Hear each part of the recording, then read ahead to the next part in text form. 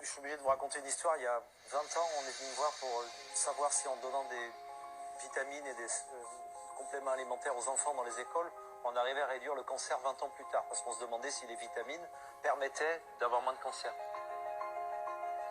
On a monté une étude qui s'appelait Suvimax, qui a duré 8 ans. Pendant 8 ans, on a donné des capsules à des gamins, moitié qui en prenaient, moitié qui prenaient un placebo, pour voir s'il y avait un groupe qui était plus malade que les autres. Il a fallu beaucoup d'argent pour ça.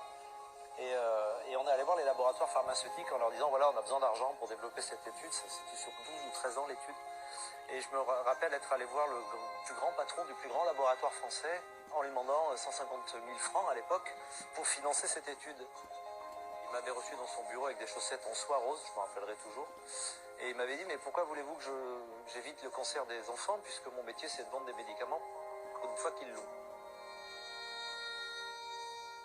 Et je m'en suis jamais vraiment remis de cette phrase, parce que j'imagine qu'il y a des tas de gamins qui finalement ont eu des cancers parce qu'on leur a pas donné de vitamines.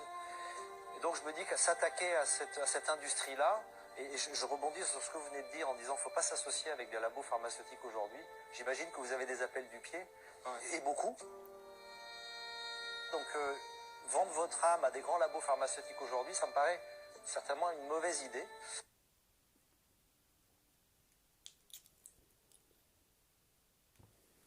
Chez Ciel Voilé, l'étude s'appelle Vitamax. Je crois que c'est clair, les amis. Faites vos recherches et partagez, partagez, partagez la vérité. C'est la vérité qui nous sauvera tous. Partagez, les amis, partagez.